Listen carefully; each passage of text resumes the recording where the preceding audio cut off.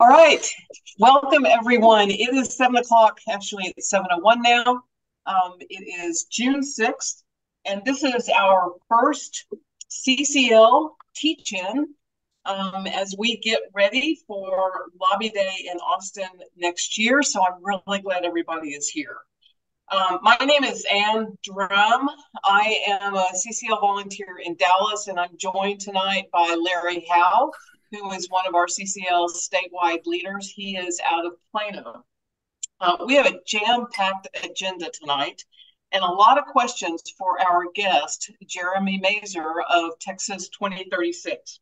So I would appreciate it if y'all would mute yourselves and give me and Larry the opportunity to walk through this material and ask the questions we have written for Jeremy. And then we will go to audience questions for the last 10 minutes of the meeting. I also encourage you to go ahead and put your questions in the chat as we have conversation, because we're not going to get to everyone's questions, but we are recording, and then we can go back to the chat and look at the transcript, and we can get answers to your questions and follow up with you after this meeting. So also, would you please put in the chat your name, what city you are from, and what organization you are with. Most of the participants tonight, but probably not all, are Citizens Climate Lobby volunteers. CCL is a national, nonpartisan organization historically focused on advocacy to Congress on federal policy, primarily on carbon pricing. But in the last 2 years, we've been building a state level team of volunteers focusing on Texas energy and climate policy. We had our first lobby day in Austin in March of 2023. We went down to talk about transmission, and we will be going to Austin next legislative session in 2025. And one of the goals in having this series of meetings is to inform our thinking about what we should go down to Austin to advocate for next legislative session. Jeremy, we appreciate the work that Texas 2036 has put into this policy area, and we also appreciate its efforts to reach bipartisan solutions. So I'd like to invite you to take a couple of minutes to introduce yourself and talk about the work that Texas 2036 is doing on Texas energy and climate policy. Thanks, Ann, and thanks for having me here. If I'm sweating, I'm upstairs and our air conditioner just kicked in, so it's extreme heat is pretty awkward when you're trying to speak. But thank goodness for Zoom. My name is Jeremy Mazur. I'm a senior policy advisor at Texas 2036. If you haven't heard about us, we are a nonprofit, nonpartisan policy think tank. And our North Star is to make Texas the best place to live and work by the year of our bicentennial, which is in 2036. A lot of people ask me, what's the 2036 for? But that's the year that our state turns 200 years old. And our founder, Tom Luce, wanted to set that as one of our goalposts for our organization. What policies and what data could we research and work on with state leaders here in Austin and the legislature to make Texas the best place to live and work by our bicentennial.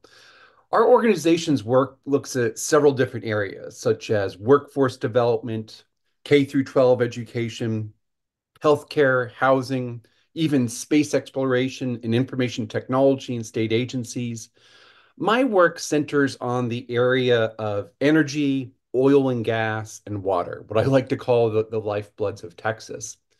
And I know Ann shared in the email with this group some links to some work that we've recently released at Texas 2036.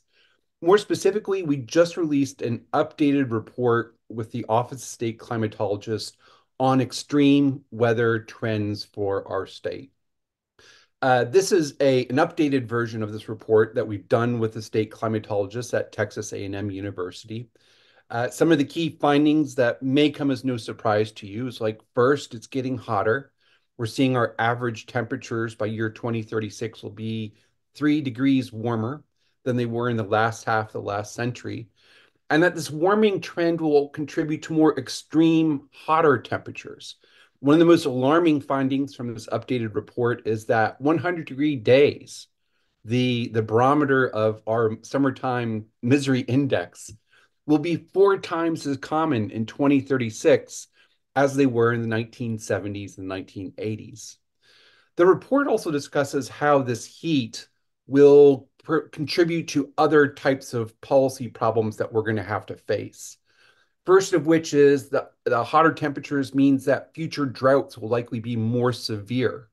The hotter temperatures are also going to influence our our rainfall pattern, which is going to cause more uh, uh, precipitation variability, which means that there's going to be, a few days we're going to have a lot more rain than normal, but also a lot more days where we're going to have less rain than normal. And this will make our future droughts worse. And so that's some of the work that we've been doing recently with regard to extreme weather. Shifting a little bit to energy, which is another thing that I work on at Texas 2036. We like to believe and argue that Texas can be the nation's leader in what we call an energy expansion. Some of you may have heard of the energy discussion or the contemporary energy discussion as being one of an energy transition. That implies that we're going to move away from oil and gas towards a renewable, green, electrified energy portfolio. When we look at the data, and hopefully we can talk a little bit more about the data, we don't think energy transition accurately describes what Texas is capable of doing, nor does it really accurately describe the political direction that we think the state wants to go. So we think an energy expansion is perhaps the better way to describe the opportunity in front of us. And what we mean by that is, first we got to recognize oil and gas are part of the mix. We're not trying to argue against oil and gas, but we think that the merit and value of the expansion lies in the fact that there's so much potential in these other energy generating technologies. We've done some recent studies with FTI Consulting that chart how much energy Texas can produce if it pursues different types of energy pathways. But what we find is like when we go down pathways that are more diverse, that include wind, solar, battery storage, geothermal, hydrogen energy, and carbon capture and underground storage, in the long run, our data suggests that this is going to contribute to better economic outputs for our state in terms of state and regional GDP growth, state and regional job growth, as well as state and local tax revenues. So, Anna, I think I've probably taken a little bit more than a couple minutes there, but I hope I gave you all a flavor of some of the things that we're working on with regard to extreme weather and energy. And if you guys want to talk about water, we're probably gonna have to turn this to a 3 hour long meeting, but that's a lot we can pack in. That we still have a lot to work with in just 1 hour. Well, that was a great start, Jeremy. Thank you very much. And we're going to do three things in this meeting tonight. We're going to talk about the climatologist report. We're going to talk about insurance, and we're going to talk about Texas 2036 Energy Dashboard. And then we'll Perfect. take a few questions. So I am going to start by sharing my screen, and I want to review some of the graphs in the extreme weather handout. This is one of the things we asked our participants to look at tonight in advance of this meeting. And I just want to make sure we understand how to read these graphs. So let's start with this first one, the average annual number of 100-degree days. And I just am assuming coastal is Houston, Galveston, coastal Bend area. Yes. Northwest is probably Wichita Falls through the Panhandle. Yes. Yes. Northeast is where DFW is, correct? Correct. Yeah. And South Central would be Austin, San Antonio. All the way down to the Rio Grande Valley. Yes. Great. Okay, thank you. So when I look at this mind-boggling graph about the annual number of 100-degree plus days, if I live in Austin or San Antonio or the Rio Grande Valley, when I was in high school back in the mid 1970s, I had, it looks like maybe looks like I had about 6 days a year of 100-degree plus temperatures. But in the last 5 years, 2019 to 2023 period, that shot up to about 38 days of triple digit temperatures. I'm reading that correctly, right? And the one thing I want to talk about here is these are observed temperatures. This is observed, recorded data. And when we look at this recorded, observed data for each of these regions, we're clearly seeing this warming trend in terms of like the number of days that are exceeding 100 degrees. And so that's what you're seeing. Your eyes are not deceiving you. What you're seeing is true. But the kicker is like, this is what's actually happening. And so we're seeing this trend. Okay. All right. So going down to the next one, the average hottest monthly temperature. So it says you're taking an average, the 4 hottest months of the year, which I presume is June, July, August, September, That's it. and and then determining the average hottest temperature in that period, going all the way back to 1900 to 2023.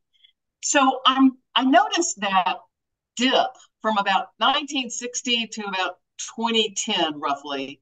Can you explain what that means? And if we're sitting down showing this to a legislator, I would imagine they'll look at that and say natural fluctuations. It's true that you'd always have climatic variability. I mean, it's known. I mean, when we talk to the state climatologist, we know that there were some record high temperatures recorded in Texas in the 1930s. And the truth be told, climate does change. You do have oscillations and variations in temperature trends. What we're noticing as of this century, the 2000s, is that the trend is going a little bit more to the extreme. If you look at those maroon dots on the far right, those are 2011 and 2023 respectively. And so over the past 10 years, we've seen more extreme extremes than we have in recorded meteorological history. And with regard to the blue dip that you're asking about, and I mean, part of that is attributable to natural climatic variation. Some people say that part of the reason for this cooling is like you had a significant expansion of irrigation in Texas during that epoch, and that when you applied more water over irrigated land, this had the effect of generally cooling the overall temperature.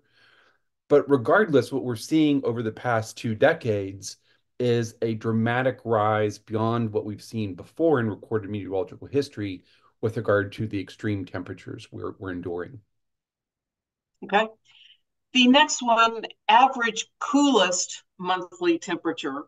So this is a different curve. This doesn't have that rise and fall that we saw on the hottest, but this is saying that the nighttime cool temperatures are going up, right? That's the takeaway. That's the takeaway. And this is symptomatic of the increase in average temperatures that we describe in our report. Again, we say that the average temperature by 2036 will be 3 degrees warmer than the last half of the last century.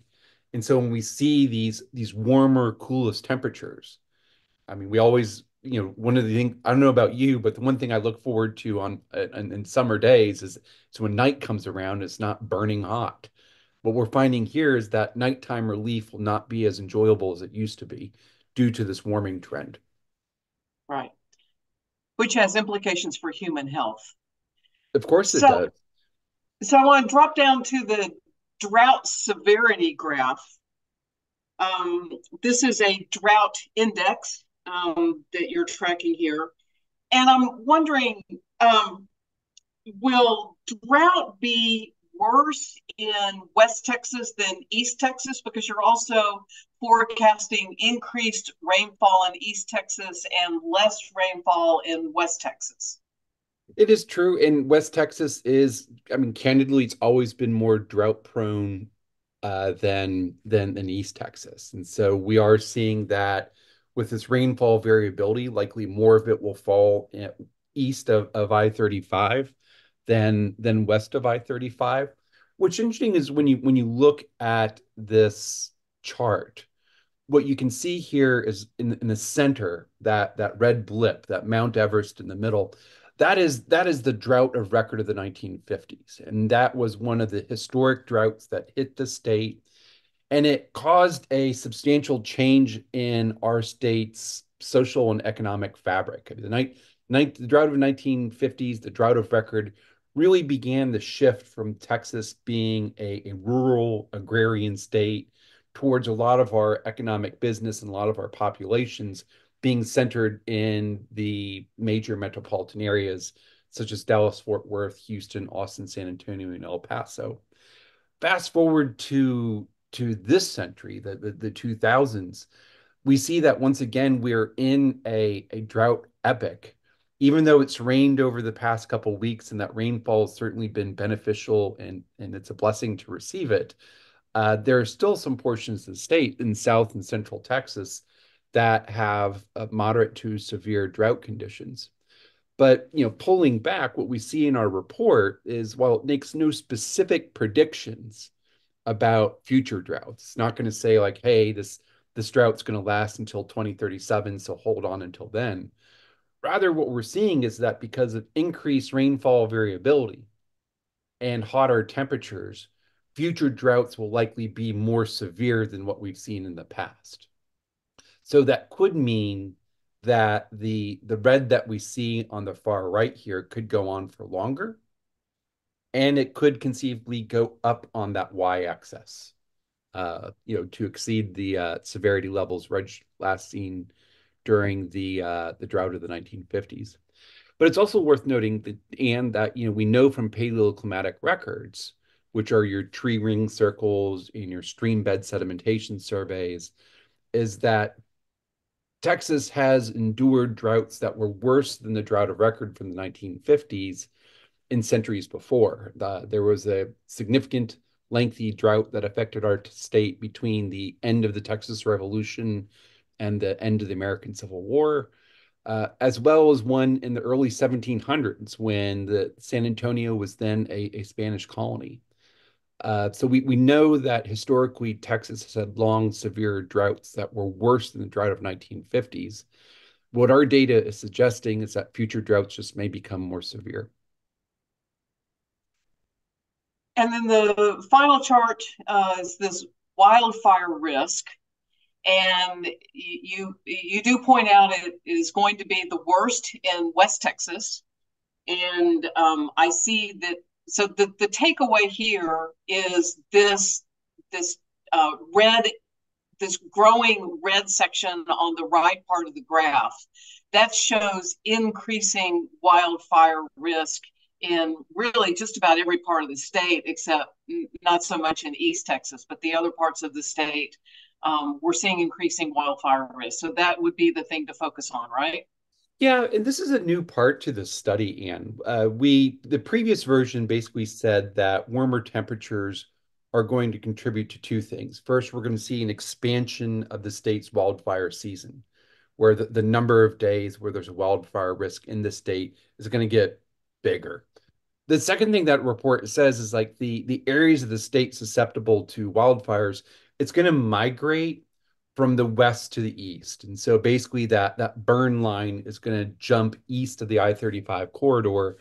And as aridification moves towards the east, that's going to increase the wildfire risk.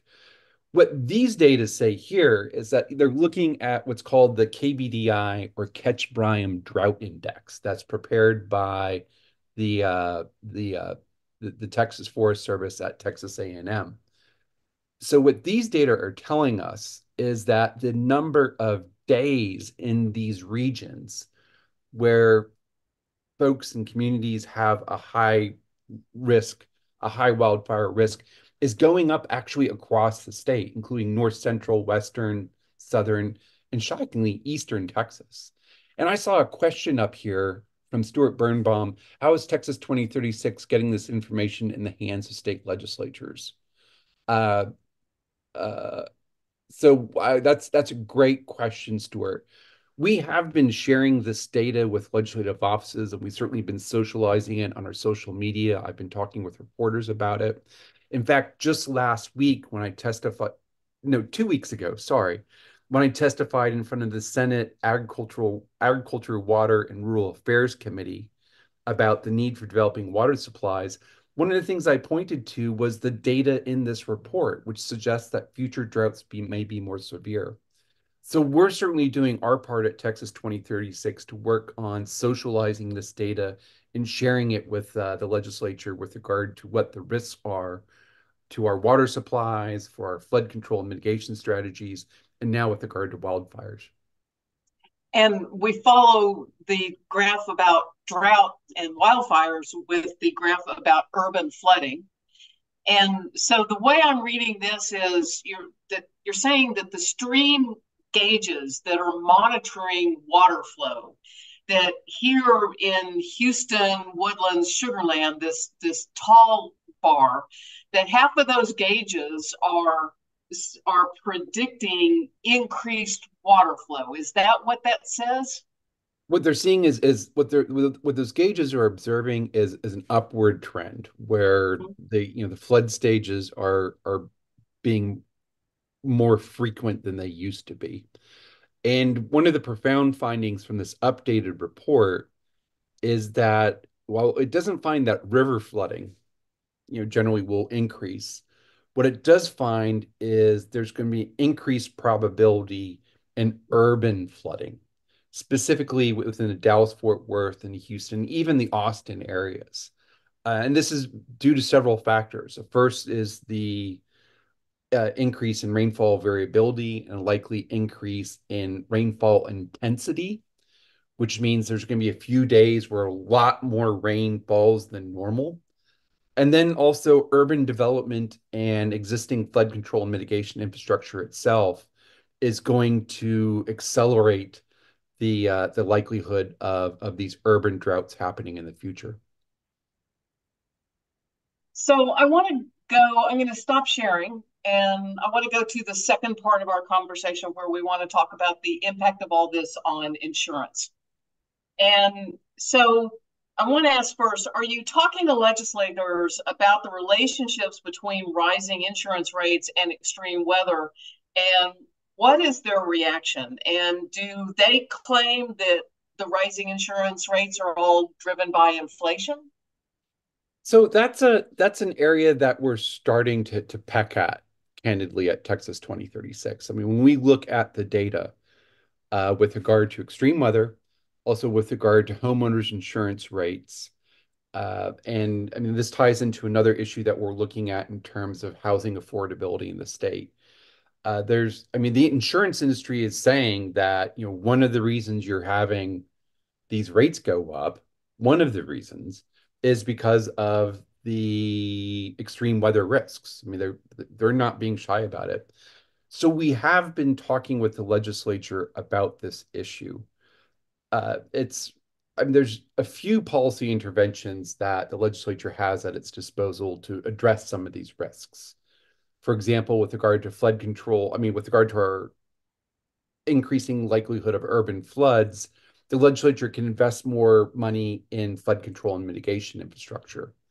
Similarly, with regard to wildfires, and we've just talked about those increasing wildfire risks, the legislature can work on expanding our state's wildfire response, encouraging controlled burns, better investing in emergency response to wildfire situations.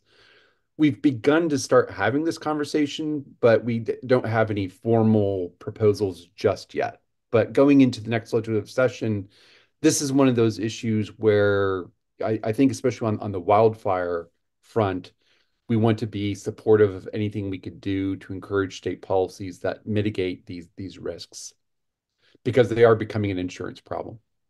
So one of the articles we read in preparation for this meeting was a Texas Tribune article that talked about the Texas Windstorm Insurance Association as an insurer of last resort.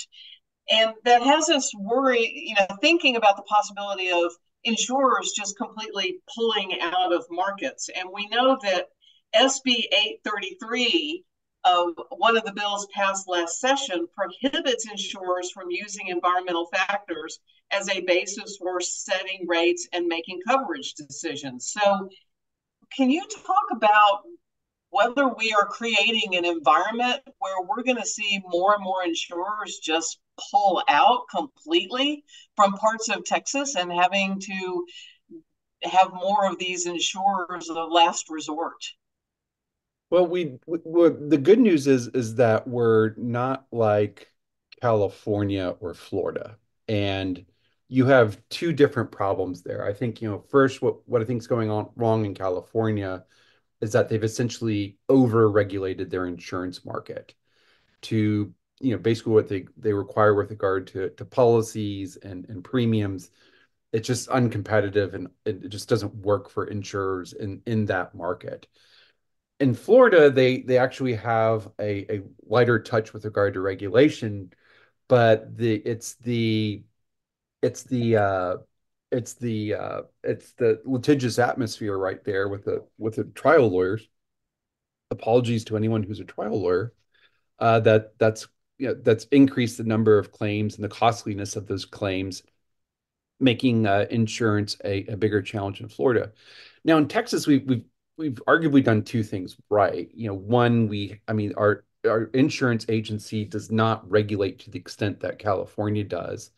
And second, about 21 years ago, the legislature adopted some aggressive tort reforms that keep claims and settlements at a level that encourages better corporate and insurance activity.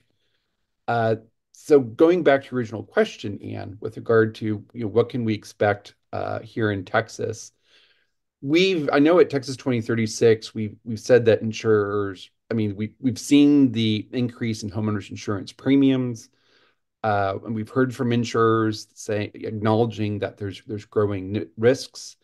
There are some policy discussions about whether or not we need to create other policies or programs to socialize the risks, such as TWIA for wildfire, but we just don't know yet. We haven't seen a wholesale exodus of insurers from the market just yet, and that coverage, with the exception of those perhaps living on the coastal areas where you're susceptible to be battered by hurricanes, hasn't necessarily become a huge issue. What about after the big wildfires in the Panhandle earlier this year? Is that causing any of our insurers to rethink writing policies in that part of the state? There was a big hearing held by a House subcommittee on the Panhandle fires, and in what I think what we're and one of the things that the committee touched on is that if premiums go up too much in the Panhandle, it's just going to make the area, or even in West Texas or rural Texas, it's going to make the area essentially economically unviable because no one can get coverage. And you can't really underwrite a business absent any insurance coverage. That was an issue that the committee discussed, and I think that they included those findings in the report that they released in early May. But I've heard no specific information about insurers leaving that market just yet. So I want to comment on a video that we watched in preparation for this meeting. And indulge me a minute because I'm going to kind of summarize what Senator Sheldon Whitehouse said recently in his speech. He was referencing a cover story in The Economist magazine entitled "The Next Housing Disaster." The magazine says that about 10% of the world's property value, particularly homes, is under threat from global warming, and not just in coastal areas. And he described how this might actually precipitate a global financial crisis. He said, this is how it happens. The climate risks drive up insurance costs. And then the worsening risk makes some properties uninsurable. Without insurance, you can't get a mortgage. And when you can't get a mortgage, then the only buyers who can buy your house are cash buyers. And the demand for homes crashes with the values crashing accordingly. And that there's no rebound in values because the underlying risks just keep getting worse. And he describes this as a systemic shock that does not stay confined to the affected homeowners and industries. And he wrapped up by quoting The Economist, predicting grim implications for the financial system. Its wave of repricing could reverberate through financial markets, and climate change could prompt the next global property crash. It's the first time I've heard that scenario outlined, and I find that pretty frightening. I'm wondering, what are your thoughts about this? And is this something that we should be talking to legislators about? Well, I think there's several things to talk about there, but I think the one issue that we're focused on in Texas 2036 is what's really within the state's control here. I mean, what are the policy interventions that are viable and practicable to help mitigate some of those described risks, such as wildfires and floods. There's some things that are risks, like that they I think last week we had a new record hailstone that was about 16 inches that fell in the panhandle. That's an act of God that you can't really legislate those things away. And I think when they tried, it just didn't work. But well, I think what we're thinking is like, what can the legislature try and do here? I think we can make better investments in flood control and mitigation infrastructure. We can adopt policies that are responsive to increasing wildfire risks, like investing in better state response in terms of emergency response, as well as encouraging, incentivizing the more responsible use of land, so that you don't have those increasing wildfire risks. With regard to the wholesale catastrophes that Senator Whitehouse talks about in his video, um, that's a I think that conversation is a little bit more on the national level. It's like a little bit above what we're looking at. But what we are seeing in our mind at Texas 2036 is that insurance prices and premiums are going up. There are several reasons for this, and one of this is the extreme weather. Well, that's all I have on the insurance topic. At this point, I'm going to toss it over to Larry Howe, but to talk about the energy dashboard. Larry, do you want me to go ahead and share my screen and bring up that dashboard? Yeah, but let's just take a minute here. There is a couple of comments in the chat that I think it'd be interesting to go over. Some of them are a little bit more, nationwide. There's some comments here about Chubb Insurance mentioning some stuff on CNBC. Um, Peter's put something in the chat about where you can kind of put in your address and find what the potential risk factors of climate impacts might be on your area. So I think that's good.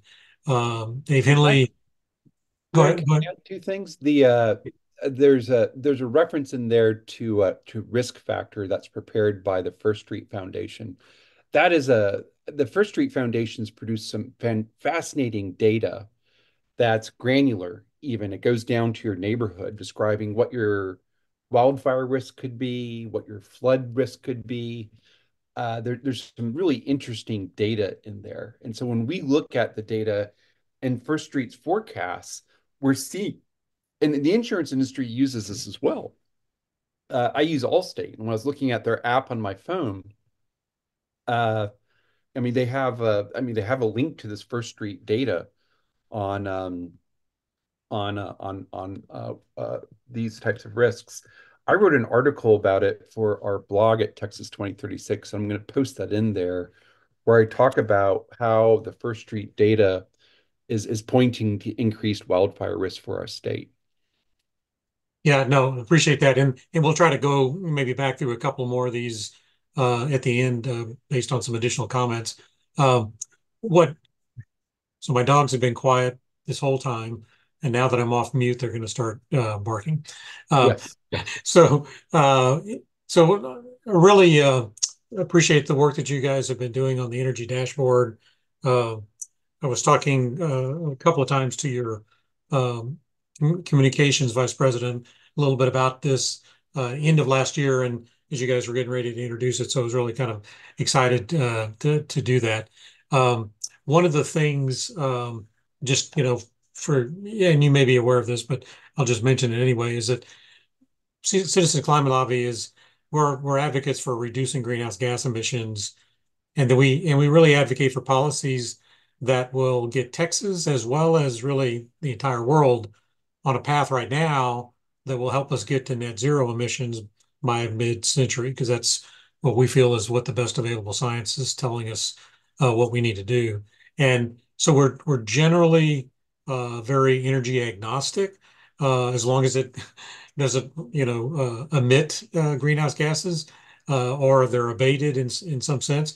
Some people are very strong renewables, some people are very strong nuclear, but it's basically around reducing greenhouse gas emissions. So obviously, we're interested in what your dashboard was kind of indicating around, first electricity load, energy usage, and then also on the emissions part of the dashboard. So I think on this is projection 5, is that right, Anne? Mhm. Around electricity load. And so, we definitely see, an increased load in all the different sectors that are relevant, to what's going on. And I don't think that generally surprises, our understanding of both, just the opportunity of the state growing, as well as opportunities for more energy consumption, and in particular, with more of the transportation becoming electrified, seeing that increase is, or like probably one of the largest new thing that's increasing is important to do that. And so you in the report identify that definitely will need additional generation capacity. But I think one of the things that we were advocating for last session, and we know a lot of groups are advocating too, for increasing and expanding transmission. Is that Mhm. something that you will be advocating for in the upcoming session? And if so, are there things we can do to help you with that? Yeah, what we're seeing is that when we did these models, we're seeing that the electric load demands are going to more than double over the next 25 years. The era of flat load growth is over.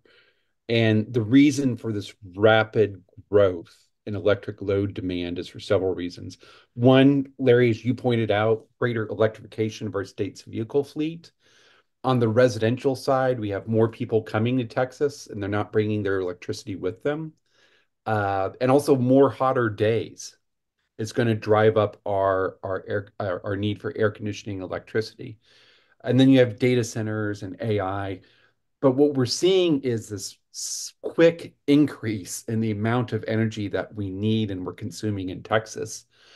What we think that's what's happening with economic and population growth. We think you're going to need to have more transmission in order to deliver the electricity, the electrons that are being generated from various sources across the state to consumers. So yes, we will be supportive of efforts to create more transmission. Okay, great. Yeah, because we think, and one of the things I hear a lot too, I'm uh, in favor of renewables and more renewables. And I remember back in 2012 or 2013 when I was first kind of getting connected with this. I remember somebody was doing a presentation and they were talking about, you know, uh, wind and solar, for example, are variable. Uh, Mhm. but the point they mentioned too was loads are variable, and sometimes we forget that. And the data back then showed that the peak demand in our electricity use, during the summer peaks, 75% of that came from residential loads, Yes. not necessarily industrial or commercial, because it was, those are running more consistent. Whereas when it gets hot, if you're going to live in Texas, you got to turn the air conditioner up. And so it was an interesting fact that stuck with me. One point I'd like to make is I mean, the Winter Storm Uri in 2021 had a lasting, profound psychological effect on this legislature.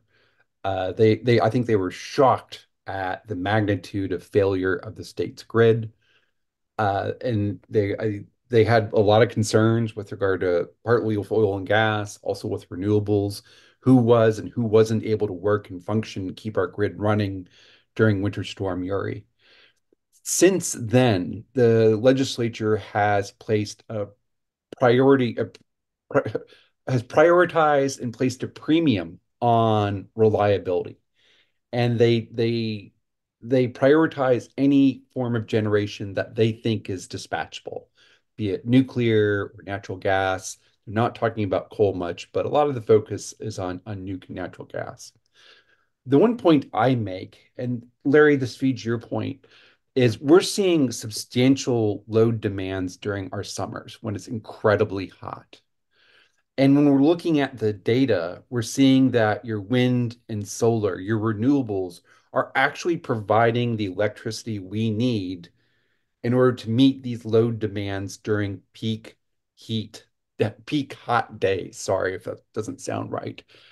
Um, and so I say this like, while the legislature is really focused on reliability and their targets to make sure that we have electric reliability during a repeat of Winter Storm Uri, I think one of the bigger risks to the state is what happens when it gets to be 106 degrees between Houston, Dallas, and San Antonio. And everyone's keeping their thermostats constant or they're turning them lower. You're going to have greater electric demands that a diversified electric generating fleet that includes your wind and solar and some natural gas and nuke is going to be needed to meet those electric demands.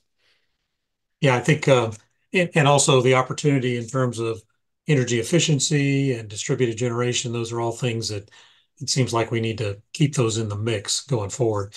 One thing, from a model perspective, and maybe if you can go to the emissions scenarios, um, we're real excited that you have included emissions in the conversation, but you can also imagine that we're a little bit disappointed that the the most energy um, the most reduced emissions that we came up with are about 10% Mhm. between now and then, and we're more of the mindset that we need close to 7 to 10% over the next 8 to 10 years, not over 30 years. So one thing, I think we've heard it from the hydrocarbon industry, that carbon capture is ready for prime time, and there's a huge amount of new, ever increasing tax incentives to do that.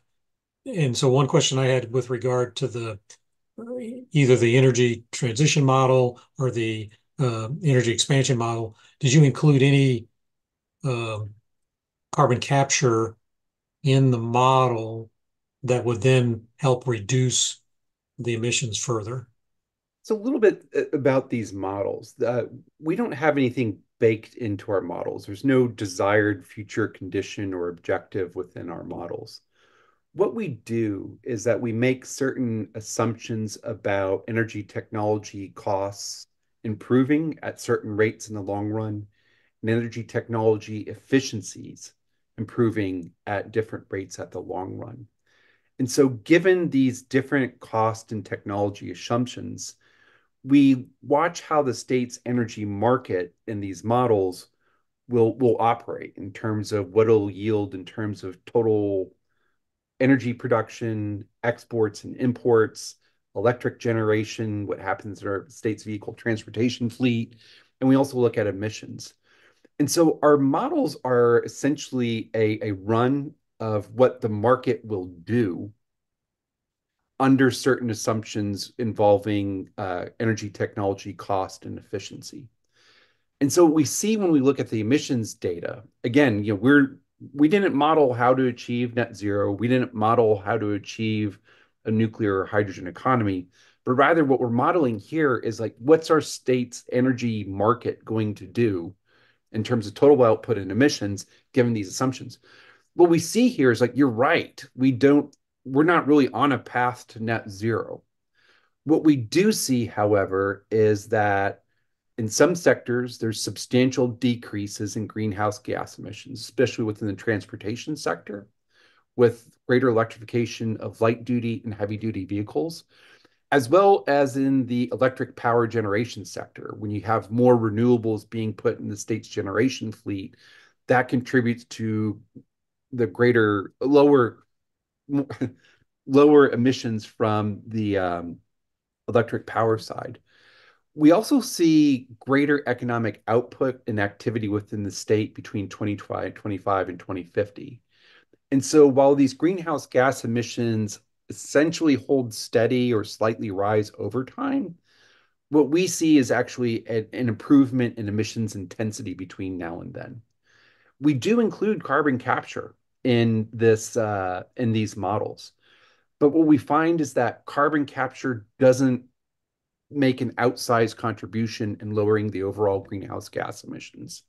The reason for that is that it's carbon capture is just not, again, we have a market simulation going hard. These are market-based models.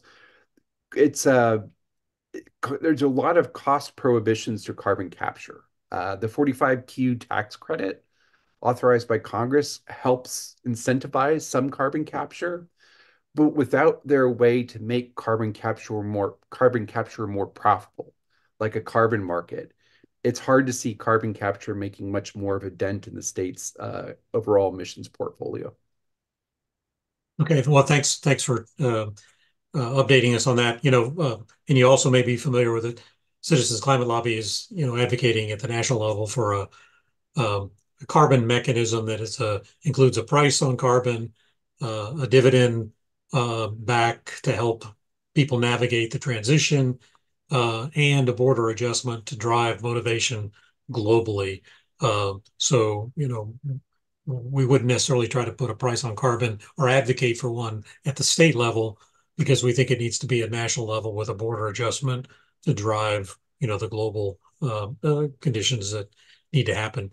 Um, the Mitchell Foundation, in conjunction with a couple of other organizations, that put out a report that Texas can get to net zero by 2050 and simultaneously boost the economy. Um, in the future, is that something that you would look at modeling and what it might take policy wise to help with that, or is there um, other ways we could take that information, combine it with your information, and have constructive conversations with our legislators to help them better see we have a long way to go on this? It's useful if you look at our data as, again, describing what the state's energy market will do given certain assumptions. Our model, I mean, what we're trying to basically say is, we don't have any policy targets or objectives in our models. We're basically describing what are we going to see in total production, who's generating what, and also what do we get in terms of economic returns to the state. Uh, think of them as like instructive baselines. We think there's some very good data in our models that point to the significant contributions that renewables can make for electric generation. Also, what we can expect to greater electrification of our state's light duty and heavy duty vehicle fleet. And when we see these changes happening in our electric grid and our vehicle fleet, they also coincide with certain economic indices, not only statewide, but for certain regions. So we plan on using Texas 2036, we plan on using our models to describe, where there are certainly some positive opportunities for energy generation and lower emissions and economic growth. Um, we're aware of other models that are out there, but the policy interventions needed to accomplish those models are are not necessarily politically feasible at this time, perhaps. I think maybe one of the things that an interesting dialogue to continue in this front around the modeling, and Stuart Birnbaum, who's on the call, maybe could help with this. But are you familiar with the En-ROADS Climate Solution Simulator? No. So it's a looks at different types of solutions at a global level. So it's not state, not federal, but it's a global level. And and one of the things, for example, that it highlights is that, if you and it has sliders, it says, what if you electrified all of transportation? If you did that more in the US, you'd have a bigger impact. But because our amount of vehicle miles traveled in the US is so much larger than kind of other parts of the world, transportation emissions are more like 15% of global emissions, whereas in the US, they're 20 to or 25% or something. So it'd be interesting to compare what that inroad simulation mechanism is, and then, just, as you said, you're looking at it from what the current market trends are telling you. And then the inroad simulator says at a global level, these are some of the trade-offs that could be made to have an impact. Uh, because, for my grandkids, 10% by 2050 is not a good sign for them, especially if it's reflecting of what the rest of the world is doing as well. Now, I think the rest of the world's going to be doing pretty well, and relying on Texas maybe for a lot of the industry that comes out, but I think we have a lot more work to do there. Yeah, So our model's a little bit more than just market, looking at market trends. There's rather sophisticated insofar as we use two different modeling programs. One of our state's energy system, which takes those cost and technologies, uh, efficiency improvements into account. And these models work to identify what the outputs are from our state's energy system in terms of energy output, levelized cost of energy, as well as imports and exports. Those energy system results from our energy model go into this other economic model that then spits out what the data is in terms of job and GDP growth for the state and the region. And so it's not just market data or trends that we're looking at right now. It's a rather complicated, sophisticated model that we're using some certain economic programs and energy modeling programs in order to share this data with folks. okay, all right, great. And so I think maybe now we can open it up for some questions. I don't know if we want Yeah, to. Larry, why don't you just go ahead? Let me scroll back here. Some of these had gone by. Or if anybody wants to just raise their hands and Raise ask a your, question. yeah. Hey, Jeremy. Hey, Larry. So good to see you. Folks, I got to tell you, Jeremy is a master testifier before the Texas State Legislature. Sometime he can just give us a master class. He's composed and knowledgeable, just like you're seeing tonight. Thank you for being here. The It's great question I to see wanted you. to ask you is, it seems like everybody in Texas who has anything to do with the power industry acknowledges that we need more transmission lines. And yet, Pablo Vegas says we're going to get more transmission lines, but hardly anything has happened in the last few years. There's just a few hundred miles of transmission lines. What is it that needs to be overcome? Is it the economic underwriting? I mean, if I do I understand correctly that they underwrite based on 3 years only instead of an extended life, or is there something else that we could penetrate to help see more transmission lines? Because that seems to be the one thing that we can make a difference on. I agree with that. I think, talking about more transmission, especially to relieve the stranded renewable generation that we see in South and West Texas, that's a big deal. I don't know what the policy interventions are for that the legislature can do on transmission. I think a lot of folks on the legislature saying like, yeah, we need to have more transmission. But I don't know if there's anything else the state can do in order to build or develop that transmission. Yeah. Well, I've heard legislators talk about the concern of having more fixed expenses on people's bills. But, I, as one consumer, I'd be perfectly happy to pay for more transmission costs if we had reliability from it. Yeah, well, and it also could help provide that lower cost generation to other parts of the state. Reducing congestion, I think, was the main emphasis we were trying to do emphasize last session, and I guess we'll try to do that again this session. Mhm.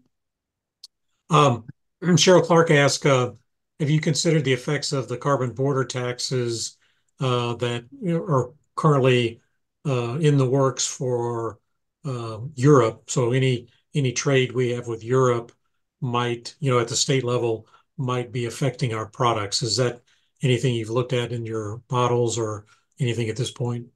Thanks for the question, Cheryl. No, we haven't looked at that. Because I think it's still the next year or two, it's more of a monitoring process from Europe. But then after that, I think by 2028, it's actually going to start, they're going to start applying fees uh, based on our carbon content of our products if we don't have an equivalent price on carbon in the states or that we're shipping it from. So, Ken, If somebody want to raise their hand and ask a question too, that's okay. yeah, I and think George had this great question. Yeah. Can power storage coupled with solar or wind make solar and or wind dispatch? I love that question, George. When we look at our models, what we see is that there's improved efficiency and improved uh, costs for what we call battery storage. And battery storage is when you have all this wind and solar generation, those electrons get stored in these massive batteries that can then discharge at night when the wind and solar is not generating actively. Uh, when our models project that we're going to see increases in the amount of battery storage in our state. And what I like about battery storage is that it helps make renewables more dispatchable and helps provide for that reliability that the legislatures place such a premium on. And then Cheryl asked, like, what is the outlook on geothermal in the state? Yes, Cheryl, you're right. It is dispatchable. I like that question. Texas 2036, we supported several bills last session that would have clarified the state's policy for geothermal energy production.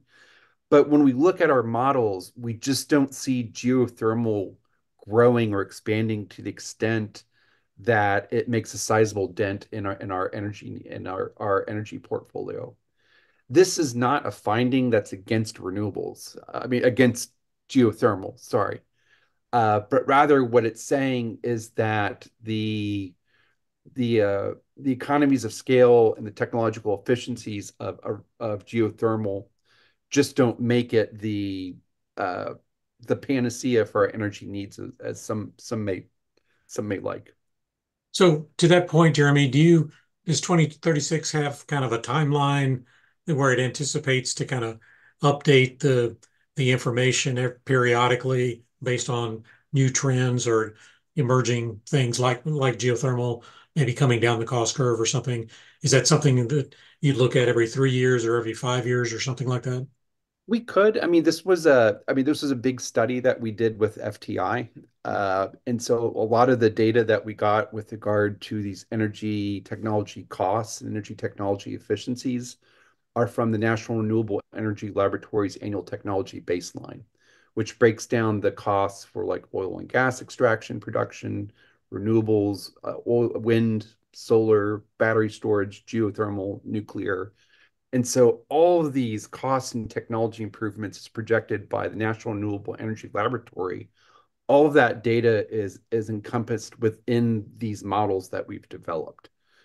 And so that's certainly the NREL is going to update that data in a few years, and we may want to revisit that to see if anything changes. But it was also an expensive study. I'm going to say that as well. Yeah. All right, well, I'm going to jump in here at 7:59, so I think it's time to wrap this up. I put this in the chat, and I'm going to put my email in the chat again right now. If you did not get an email from me advising you about tonight's program, please send me an email. I just put my address, andrum@swbell.net. Send me an email, and I will get you on the list because we're going to do more of these programs, and I want to make sure we get word out to everyone who is interested in attending. So I want to thank everybody for coming tonight. And Jeremy, I want to thank you for being our guide in this very important discussion. I think we learned a lot. So really, thank you for your time. And I do hope your air conditioning gets fixed very soon. No, it's working now. It just I had it hotter until now, and so. Oh, good. I'm glad you've got your air conditioning. And for those of you who stayed with us, past 7:30. Thank you for being with us, and go Mavs. So thanks, everybody. Good night.